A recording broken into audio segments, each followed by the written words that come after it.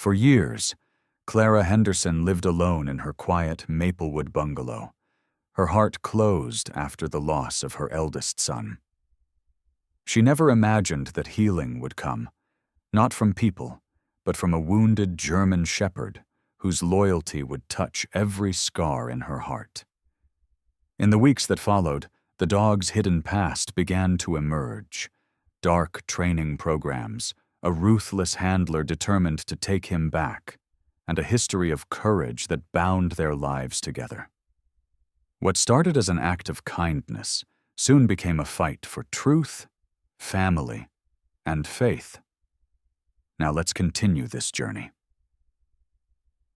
The town of Maplewood, Ohio, wore November like an old coat, frayed, faded, but still clinging to the bones of the year. Frost had crept over the lawns in the night, and the bare branches of maple and sycamore rattled against the steel-colored sky. The air was sharp, clean in a way that bit the lungs, carrying with it the faint smells of wood smoke and distant farmland. Main Street, with its diner, hardware store, and single traffic light, was unusually quiet. Only the hum of power lines and the occasional bark of a dog echoed across the chilly morning. At the corner of Linden and 4th stood a small yellow bungalow with a sloping porch and white shutters dulled by age.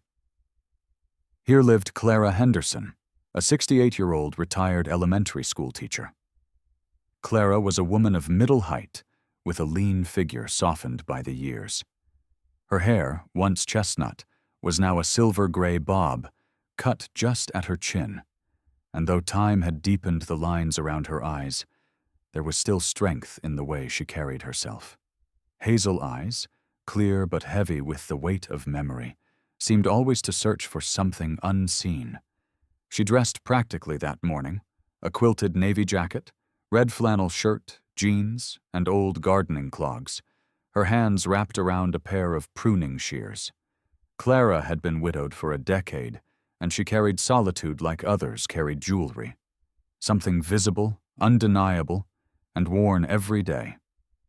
Her friends knew her as steady, intelligent, and polite, but distant. Loss had carved caution into her voice and movements. Though she never spoke of it, the death of her eldest son years before had left her unwilling to let new attachments root too deeply. She filled her days with small tasks, tidying the porch, trimming bushes, cataloging order where chaos had intruded. On that particular morning, she stepped from the porch toward the front yard, her eyes fixed on the maple tree that had dropped its last brittle leaves across the grass. She raised the shears, intending to trim the shriveled stalks of hostas at the tree's base. But then she froze. Beneath the tree's arching branches lay a shape half hidden under leaves, a dark heap that at first seemed like discarded cloth. Then it shifted. Clara's breath caught, her weathered hands trembling so hard the pruning shears nearly slipped. What she saw was not a bundle, not a shadow, but a dog. A German shepherd, large even in his collapsed state, his coat once proud in black and tan, but now dulled and crusted with mud, blood, and neglect. His ribs pressed against the thin hide of his sides, and across his back stretched a wound so deep and jagged that Clara's stomach clenched. The skin was torn wide open, the edges swollen and raw, infected with a smell that turned the cold air foul. Yet he lived. His chest rose and fell, ragged but determined. And when her shadow crossed him, his head lifted slightly, revealing eyes the color of amber. Eyes filled with pain, yes, but also with intelligence and, most crushingly, hope. That gaze pinned her in place, as if he were asking a question he had no language for. Clara's knees weakened. She had not touched another soul in years, not in any way that risked heartbreak. And here was heartbreak itself, breathing at her feet, asking her for a chance. The silence shattered as George Miller, her neighbor, appeared on the porch steps. George, 72, was a retired mail carrier whose daily routine still led him down Linden Street with a cup of coffee in hand. Tall and wiry, with a face sharpened by years of wind and weather, George wore his age openly. Deep creases across his brow, a nose bent slightly from an old basketball injury, and a white mustache trimmed close. He had the kind of eyes that squinted at problems before deciding if they were worth solving. Beneath his gruffness, though, lived a quiet loyalty. He was the kind of man who showed up with tools before you asked, who argued about small things, so he wouldn't have to admit he cared about big ones. Seeing the heap under the tree, George stopped cold. His coffee slipped, shattering across the steps, the steam rising like ghostly smoke. "Sweet Lord," he muttered, his voice roughened by surprise. "That's no stray raccoon." Clara swallowed hard, forcing herself to breathe evenly. "It's a shepherd," she said softly, still crouched near the animal. George stepped closer, his bomber jacket flapping in the breeze. He peered at the wound, his jaw tightening. "He's in bad shape. Might be dangerous," but Clara shook her head slowly. "Look at him. He's been handled before. Trained." Her voice was steadier than she felt.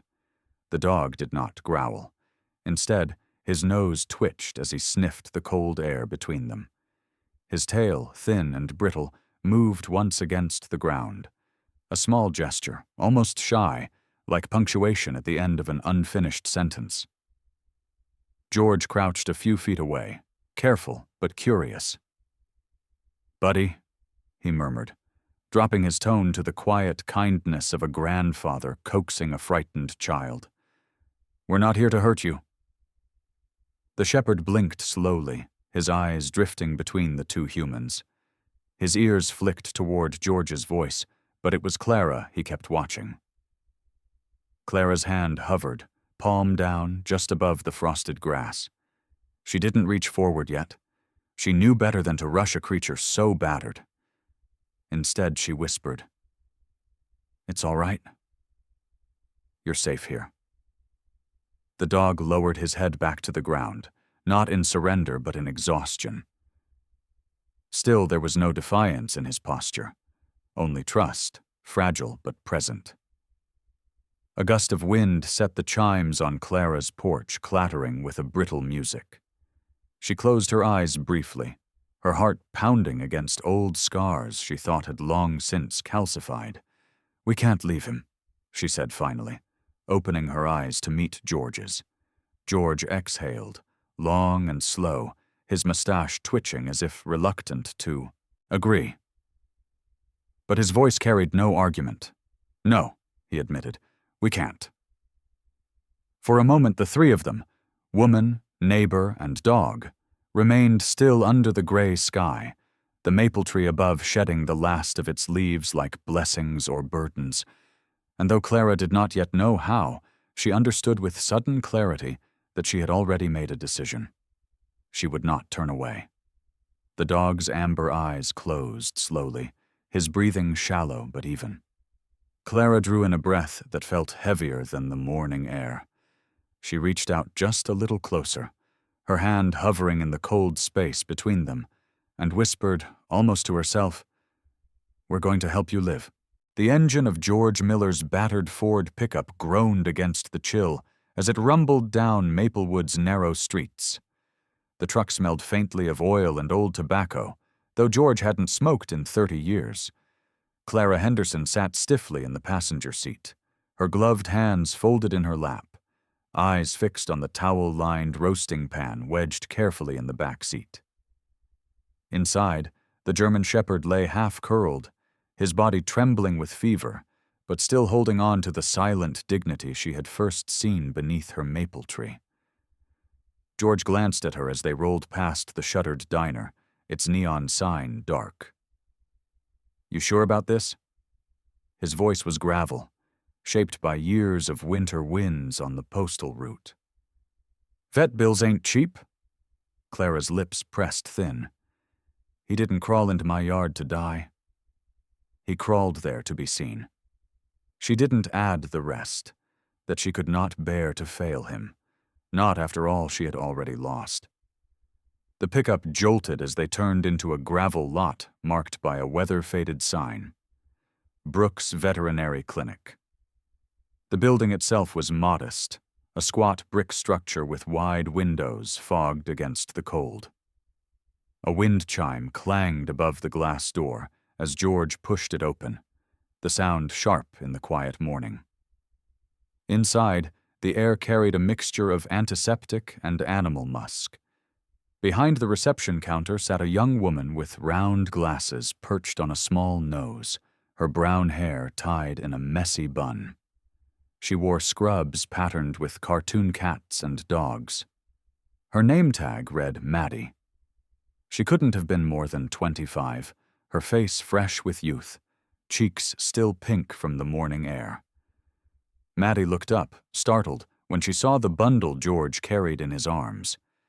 He was stronger than he looked, but the effort showed in his jaw, clenched as he balanced the shepherd's weight with surprising care.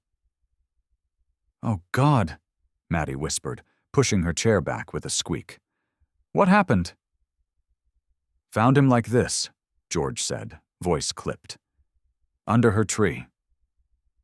He tilted his head toward Clara. Clara stepped forward, her posture straight, though her stomach knotted. "Please," she said softly. "He needs help." Maddie hurried to the swinging door that led into the examination rooms. "Dr. Brooks? Emergency?" Moments later, the veterinarian appeared. Dr. Helen Brooks was in her late 40s, tall and broad-shouldered, with auburn hair threaded through with silver and pulled into a practical braid. Her complexion was fair, but weathered by years of farm calls and long days in the sun. She had sharp cheekbones, a decisive chin, and green eyes that had the practiced calm of someone who had seen life and death too many times to flinch at either. A faint scar ran along her left forearm, a reminder from a horse that had once panicked under her care. She strode toward them, her boots clicking against the linoleum. "Bring him in here," she instructed, gesturing to the nearest exam room. Her voice carried authority, but not coldness. She was a woman used to being obeyed, but also one who carried responsibility with a kind of weary compassion. George followed her directions, laying the shepherd onto a steel table. Clara stepped close, her eyes on the dog's ragged breathing. Dr. Brooks bent immediately to examine the wound, pulling on gloves. Her brows drew together as she traced the angry edges of the laceration. "Deep infection. Whoever did this didn't bother to treat it. He's malnourished. Dehydrated." She lifted the dog's lip, checking the gums. "But he's still strong." That's something Clara heard her own voice before she could stop it. "Can you save him?" Dr. Brooks met her eyes, calm but honest. "I can try. But treatment won't be simple. He'll need sedation, cleaning, antibiotics, drains, and then weeks of care after. It's expensive." Clara's throat tightened. She thought of her bank account. $347. Her savings meant for groceries and the heating bill. She had been careful all her life, never spending what she couldn't cover. But now she reached into her bag, pulling out her worn checkbook. Her hands trembled only slightly as she opened it. "I'll give you what I have," she said. "Every penny if I must." George frowned. "Clara." "But doctor." Brooks simply nodded, recognizing the determination in Clara's voice. "We'll make it stretch." She turned to Maddie. "Prepare sedation. Get the antibiotics. We'll need drains, heavy bandaging." The next hour blurred into movement. The hiss of oxygen, the metallic clink of instruments, the soft murmur of voices working in practiced rhythm. Clara sat in a chair against the wall, her fingers locked together, watching as strangers fought for the life of an animal that had chosen her porch to collapse upon.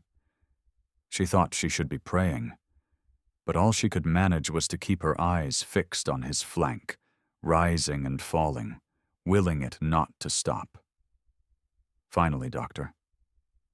Brooks straightened, tugging off her gloves. He made it through the procedure. For now, he's stable. But the next days, her critical relief washed through Clara so powerfully she nearly sagged. She nodded, unable to speak. Maddie wheeled in a metal cart with medications neatly arranged. Bottles, syringes, pill containers. Pain relievers, antibiotics, anti-inflammatories, she explained, her voice gentle, as though she sensed Clara's fear. You'll need to keep him clean and dry. Change bandages every day, Clara swallowed. I'll do it. Whatever it takes, Dr. Brooks gave a short nod. He'll need a name. The suggestion startled Clara.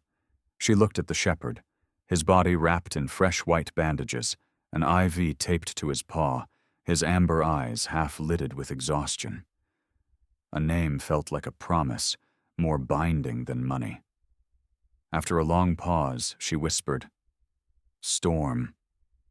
He looks like he's weathered one, and somehow he's still standing.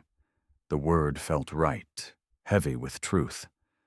George grunted softly, approving in his own quiet way. By evening, Storm lay sedated on Clara's living room rug, wrapped in blankets she had warmed by the radiator. The bag of medication sat on her kitchen counter beside written instructions. George had stayed long enough to help carry the dog inside, then left with a muttered, Call me if you need a hand. Night fell heavy over Maplewood, the wind rattling the shutters. Clara settled into the recliner across from Storm, her body aching from exhaustion, but her mind unwilling to rest. Around 2 a.m, a low whimper broke the silence.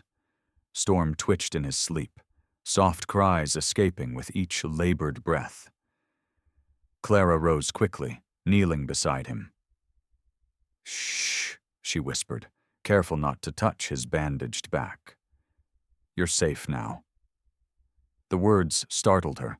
They felt foreign, as if borrowed from a life she hadn't lived in years. But Storm's ears flicked, his breathing easing slightly at the sound of her voice. Clara stayed there on the floor, her hand resting near his paw but not touching, until his whimpers softened into the steady rhythm of fragile sleep. And for the first time in a long time, Clara felt she had spoken not only to him, but to herself. By the time dawn spread across Maplewood, Storm was awake but weak, curled on the blanket Clara had laid near the radiator. His breathing came slow, deliberate, the way a soldier nurses wounds in silence. Clara sat at the kitchen table, her coffee growing cold, eyes fixed on the stack of instructions from Dr. Brooks. The night's exhaustion clung to her bones, but her mind wouldn't still. She had spoken those words, "You're safe now." Yet the truth was, safety never came cheap. Word spread quickly in a town like Maplewood. By noon, the local grocer paused longer than usual when Clara came in for supplies, asking with hushed curiosity if it was true she had taken in a half-dead shepherd. At the gas station, 2 mechanics leaned against a lifted hood, whispering about the woman on Linden Street with a dog that looked like he'd fought a war. Curiosity carried faster than wind in small towns, and pity often rode alongside it. That evening, as Clara was rinsing dishes, a vehicle rumbled into her driveway. She looked out and felt her breath catch.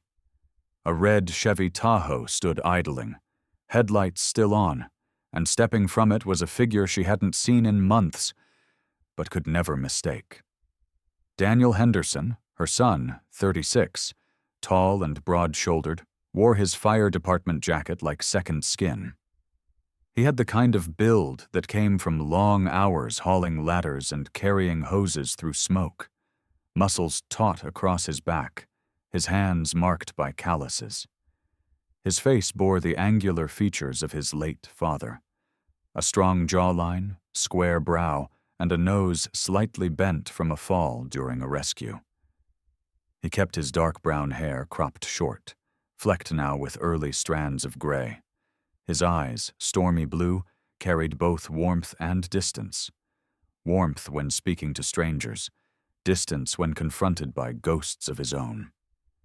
Daniel had seen too much flame, too many homes reduced to ash, too many bodies carried out under sheets.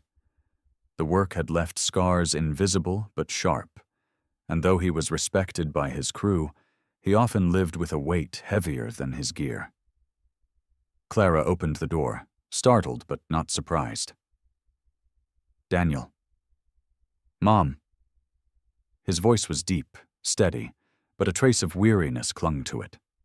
He stepped inside, boots leaving faint prints of road salt on her rug. His eyes swept the living room until they landed on Storm. The shepherd raised his head weakly, ears twitching, as though sensing something familiar in the stranger's presence. Daniel crouched, careful, his movements practiced from years of approaching frightened victims. "Well, look at you," he murmured. "What's your story?" Clara hesitated, folding her arms. "I found him under the maple." Left to die, Daniel studied the bandages, the too thin ribs, the guarded eyes. He exhaled, shaking his head. "Mom, this isn't a stray." "Not with that posture," he gestured subtly. "See how he keeps his weight balanced even lying down? That's training. And those eyes? He knows. People. He's not feral." Before Clara could reply, a low thrumming rolled across the distance. A helicopter, perhaps from the nearby city, cut through the clouds, its blades chopping the evening quiet. Storm's reaction was immediate. His ears snapped forward, his body stiffened, and a sharp whine tore from his throat as his eyes fixed upward, following the sound until it faded. Daniel's gaze narrowed. "That's not random." "That's recognition," Clara frowned. "Recognition of what?" "Helicopters," Daniel said slowly, thinking aloud. "Search and rescue units use them. Firefighters sometimes too. This dog's been trained in disaster work." Storm lowered his head again, but his breathing was restless, as if echoes of his past had been stirred. Clara knelt beside him, stroking the blanket near his paw without touching him directly. "You think he belonged to someone? Someone who trained him?" Daniel nodded, his jaw tightening. "No question. Dogs like him don't just appear. They're bred, trained, tested, worth tens of thousands of dollars. Whoever had him before, either they lost him or they threw him away." Silence stretched between them. Clara stared at Storm, at the faint tattoo inked inside his ear that she hadn't noticed before. Daniel noticed it too, leaning in. "Identification mark? Breeder code. I've seen similar on K9's." Clara's heart twisted. "So he was somebody's? Maybe even government?" "Possibly," Daniel admitted. He rubbed the scar along his jaw, a nervous habit when he thought hard. "I'll make some calls. Quiet ones, not official, not yet, but I need to know how a dog like this ended up bleeding under your maple tree." Storm shifted, letting out a soft huff, and for the briefest moment his amber eyes met Daniel's. It wasn't suspicion. It was memory, hazy but tugging. Daniel froze, recognizing something he couldn't quite name. That night, as the furnace hummed and the wind rattled the old shutters, Daniel remained at the table long after Clara had gone to rest. He wrote notes on scraps of paper, phone numbers of contacts from the fire department, names of handlers he'd once met at training exercises.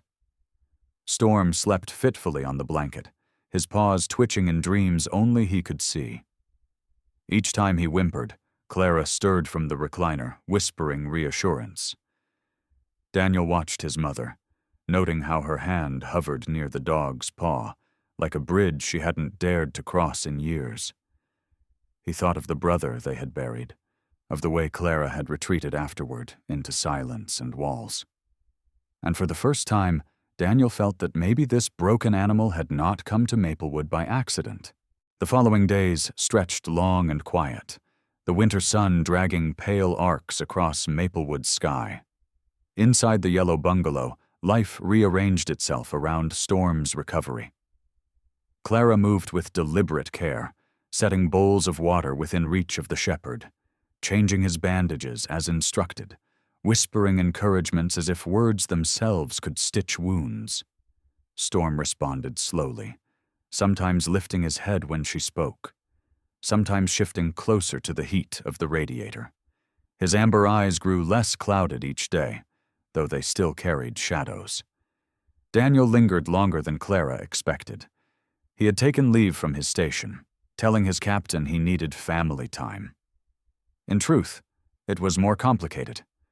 He hadn't spent more than a night or two under his mother's roof in years, his visits clipped and polite.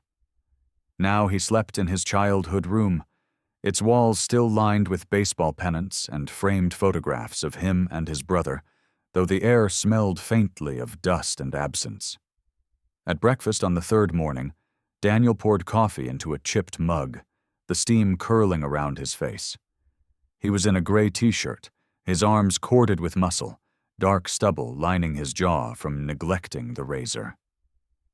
Clara sat across the table, her hair tucked behind one ear, her lined face pale but steady.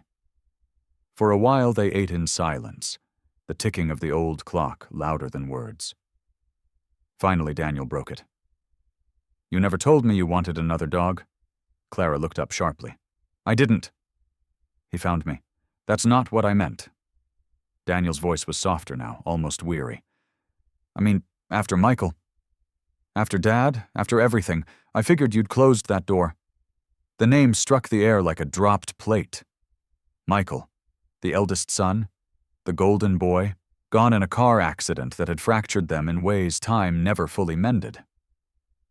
Clara's fork stilled on her plate. "Don't," she said quietly. Daniel leaned back, fingers drumming against the mug. His blue eyes were clouded with something heavier than fatigue. "We've been dancing around it for years, Mom. You shut down after he died. I get it. You lost your firstborn. But I lost him too. I lost my brother. And then it felt like I lost you on top of it." The words were blunt, carved from years of silence. Clara's breath came shallow. She wanted to argue, to defend herself, but the truth pressed too heavily. Instead, she lowered her gaze. "I didn't know how to carry it," she admitted, her voice raw. "Every corner of this house reminded me of him. His shoes by the door, his jacket in the closet. I couldn't breathe, Daniel. So I locked it away. All of it, and me along with it." Daniel's voice cracked slightly, betraying the man beneath the uniform, the sun still bruised. "You built walls, Mom." "I knocked on them for years until I just stopped. It was easier to let you stay behind them." Clara closed her eyes. In the silence that followed, the sound of claws scraping gently against the floor drew their attention. Storm had risen shakily, limping closer, his bandaged body swaying but determined. He placed himself between mother and son, lowering his head against Clara's knee, then turning his gaze toward Daniel. His amber eyes held no judgment, only presence, a reminder that loss could be shared without words. Daniel reached out tentatively, resting his rough hand on Storm's shoulder, careful of the bandages. The dog leaned into it, a low sigh escaping him. Clara's hand found the shepherd's fur as well, the warmth grounding her. For a moment, the three of them formed a fragile circle stitched together by touch. "You see?"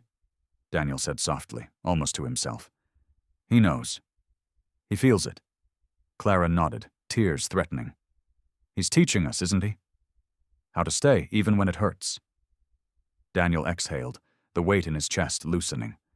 "I don't want to keep running anymore.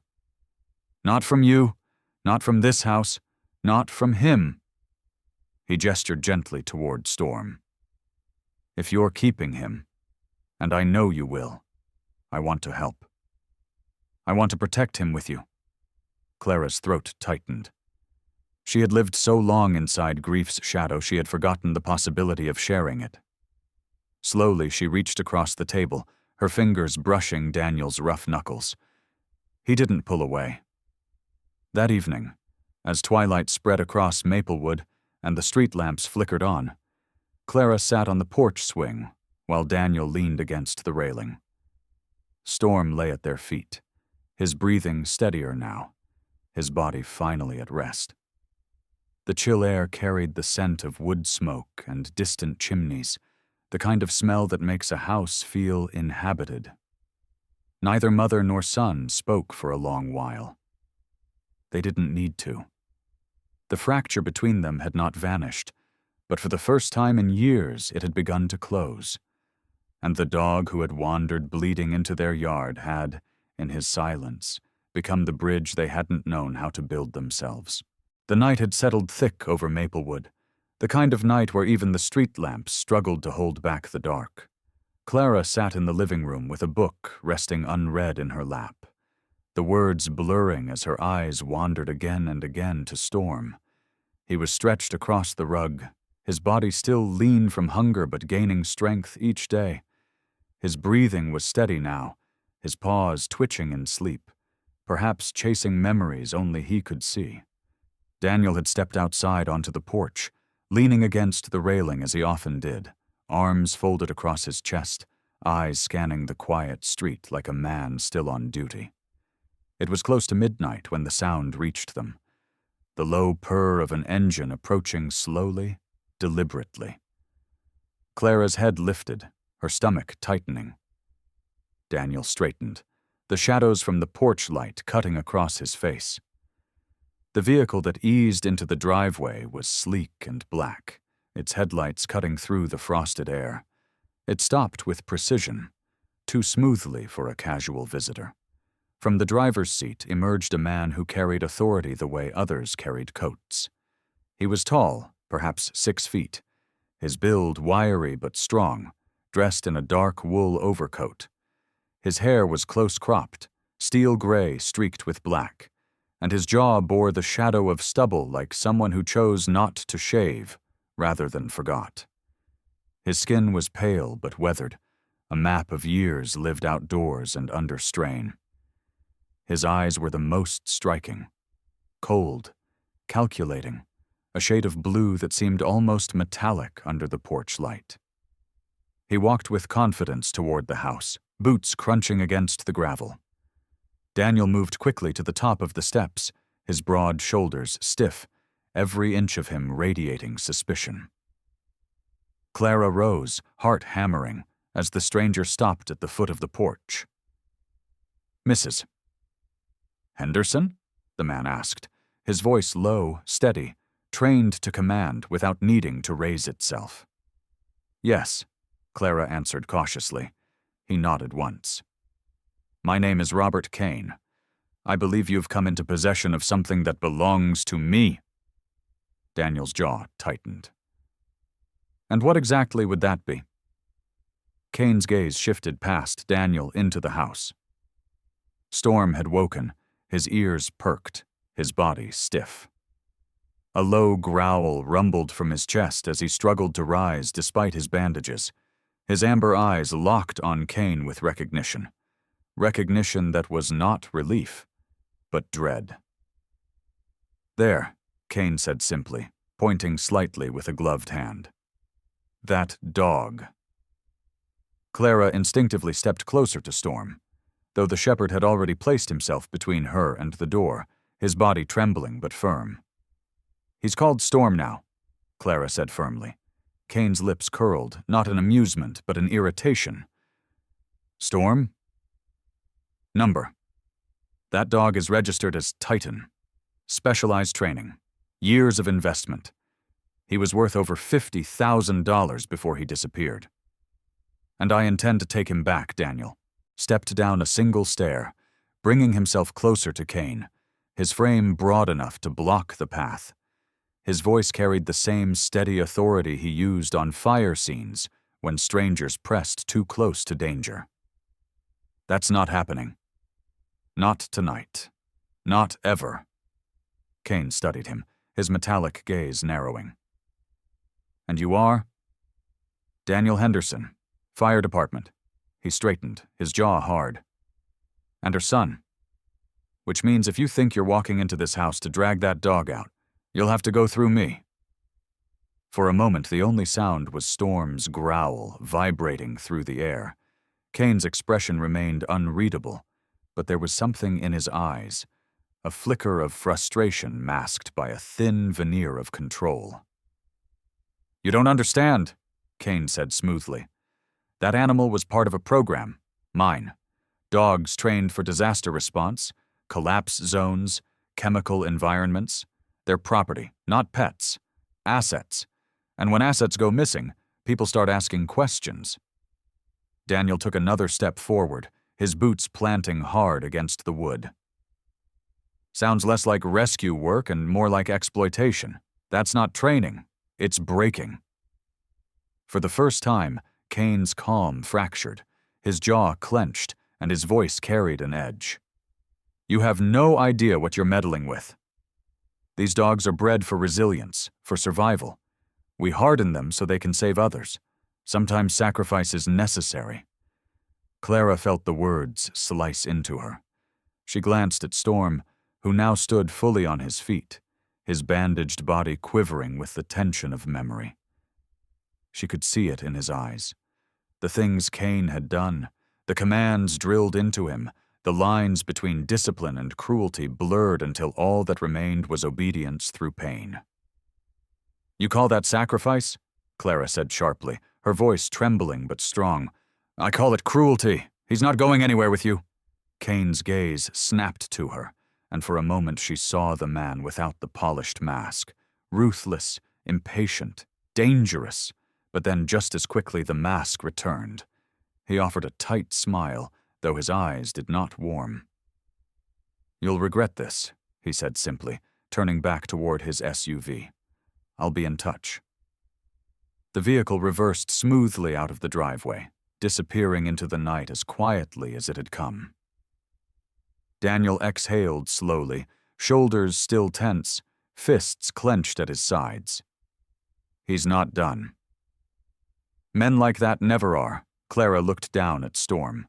The shepherd's chest heaved, but his stance was firm. He had not backed away, not even once. His amber eyes lifted to hers, and in them she saw not only fear, but resilience, as though he too knew the past had returned to their doorstep. And together, they would have to face it. The Maplewood Fall Festival was the town's proudest tradition, a weekend when Main Street shed its quiet routine and filled with laughter, fried dough, and the smell of roasted corn. Strings of orange lights crisscrossed above the booths, children ran with painted faces, and fiddlers played on the small wooden stage near the courthouse steps. Clara hadn't planned to attend, but Daniel insisted. "If we stay locked up, Kane wins," he had said.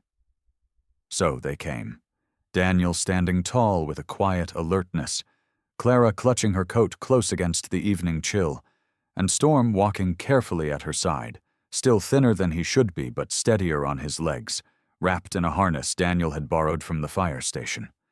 Storm turned heads as they walked. People noticed his scars, the bandages, the solemn dignity of a shepherd who carried both strength and weariness. Some whispered in sympathy, some in awe. Clara felt protective, her hand hovering near his back as though her touch alone could shield him from the stares. For an hour, the festival passed peacefully. They bought caramel apples, watched children bob for pumpkins, even listened to an old fiddler play a tune that Michael once loved. Clara felt a strange ache, the kind that was almost joy. But joy in Maplewood never lasted long. The first scream came just as the band struck up a waltz. A plume of smoke curled above the row of food stalls, gray against the night sky. Then another scream, sharper as flames licked at the canvas roof of a booth. In seconds, chaos erupted. Parents grabbing children, vendors shouting for help, fire racing through the dry decorations strung from stall to stall. Daniel reacted instantly, his firefighter's instincts taking control. "Mom, get back!" he barked, already sprinting toward the blaze. He tore off his jacket, using it to beat at flames where he could. Clara pulled Storm close, her heart pounding. Through the smoke and panic, she saw him. Robert Kane. He stood on the far edge of the fire, his dark overcoat unmistakable even in the flickering light. His face was calm, too calm, as if the inferno were a performance staged for his benefit. He watched Storm with a predator's patience, waiting. Clara's stomach dropped. This was no accident. Kane had made his move. The fire leapt higher, devouring the old wooden stall frames. A man's voice shouted from within the flames, muffled, panicked. Clara's blood ran cold. Someone was trapped. Storm stiffened at once, ears erect, nose flaring as if cataloging the scent of danger. His body trembled with recognition, not of the fire itself but of the task. "No," Clara whispered, clutching the harness. "You're not ready. You're still healing." But Storm had already made his choice. With a surge of strength that defied his injuries, he tore forward, dragging Clara a few steps before the leash slipped from her grasp. He bounded into the smoke, his silhouette swallowed by orange and black. "Storm!" Clara cried, but her voice vanished under the roar of the flames. Inside the inferno, heat pressed down like a physical weight. Storm's lungs burned, his paws skidded on ash, but his instincts guided him. He found the source of the cries. A man collapsed against a charred beam, unconscious, smoke swirling around him. Storm seized the man's coat sleeve in his teeth, tugging with desperate strength. Inch by inch, he dragged the body through the debris, muscles straining, wounds reopening under the effort. His eyes never wavered. When he finally burst from the fire, the crowd gasped. Clara saw him emerge through the smoke, pulling the limp figure across the dirt. Daniel rushed forward, helping to drag the man clear. Clara's heart clenched as she recognized the unconscious face. Robert Kane. For a moment, the world tilted. Kane, the man who had threatened them, the man who had orchestrated this nightmare, was the one Storm had saved. The irony was cruel, almost unbearable. The crowd surged closer, murmuring in disbelief. "That dog pulled him out," someone exclaimed. "He saved the man's life." Storm staggered, his body shuddering with exhaustion. His legs buckled, and Clara rushed forward, falling to her knees as he collapsed into her arms. His fur was singed, his chest heaving, but his amber eyes flicked up to her once, faint but steady. "You brave boy," she whispered, tears streaking her soot-covered face. She cradled him against her, rocking as if he were a child. Around them, townsfolk stared in awe, their chatter carrying through the smoke. The shepherd, the miracle, the loyalty beyond reason. Kane lay on the ground nearby, coughing as paramedics rushed in. Clara's eyes never left Storm. The rest of the world could wait. The night after the fire was long and restless. Clara sat in the waiting room of Dr. Brooks's clinic, her fingers clenched around the strap of her handbag as though it were a lifeline. Storm had collapsed into her arms at the festival, his breath shallow, fur singed, and body trembling with exhaustion. Daniel had driven them with one hand gripping the wheel, the other resting protectively on his mother's shoulder, as if his own strength could hold her together. Inside the operating room, Dr. Brooks worked with practiced urgency, assisted by Maddie, who moved swiftly, her youthful face pale with worry. Hours stretched like rope pulled taut, every second echoing with Clara's fears. Finally, Doctor. Brooks emerged, her braid loosened from sweat, her green eyes weary but calm. "He's alive," she said simply. "Weak, but alive. His lungs are irritated from smoke, and some of his wounds reopened, but he'll recover, with rest and care." Relief washed through Clara so fiercely she almost collapsed. Daniel steadied her with one arm, his own face tight with emotion he didn't voice. In the days that followed, the Henderson house became a quiet infirmary. Storm lay on his blanket near the radiator, his sides wrapped in clean bandages, his eyes half-lidded but steady. Clara never left his side for long. She read aloud from old books, her voice soft, more for her comfort than his, though sometimes she swore his tail flicked in response.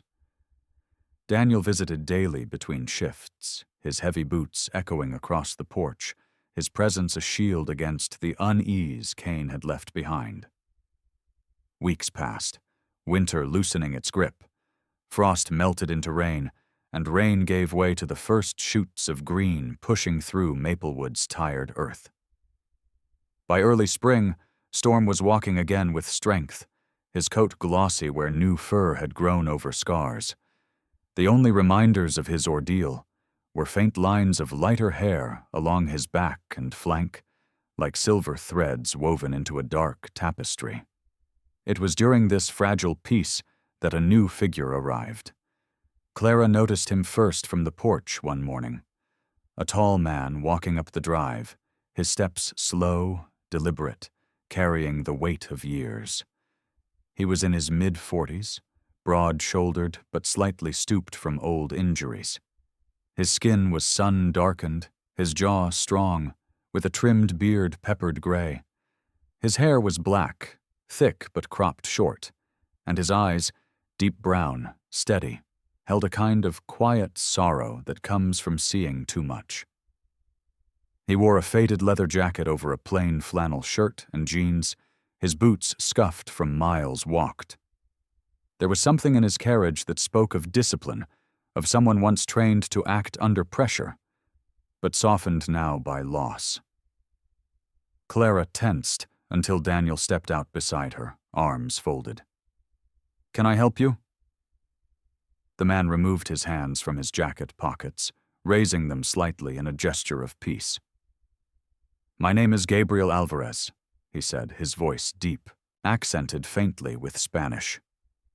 "I think you have my dog."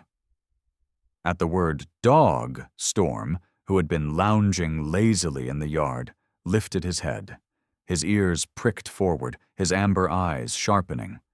Then, with surprising swiftness, he bounded toward the newcomer, his stride strong, though his scars still pulled faintly. Clara's heart leapt. Storm barked once, a short, joyous sound, and pressed his head against Gabriel's legs. Gabriel knelt, his large hands trembling as they sank into Storm's fur. His voice cracked. "Sarge, it's really you." Clara and Daniel exchanged a look, the truth settling between them.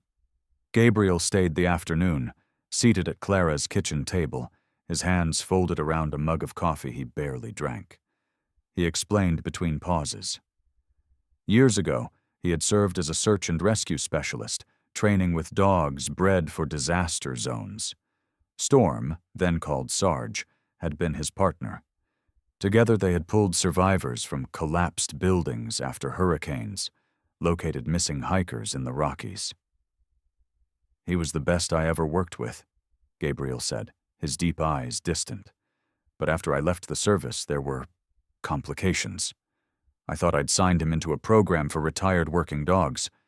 I never knew Kane had gotten his hands on him." His voice hardened when he spoke Kane's name. "That man twists loyalty into punishment. I should have fought harder." Clara listened quietly, her hazel eyes fixed on Storm, who lay stretched between Gabriel's boots as if bridging two worlds. She wanted to fight for him, to claim him as hers, yet she knew love was not about possession. Daniel's gaze softened as he watched his mother wrestle silently. Finally, Clara spoke.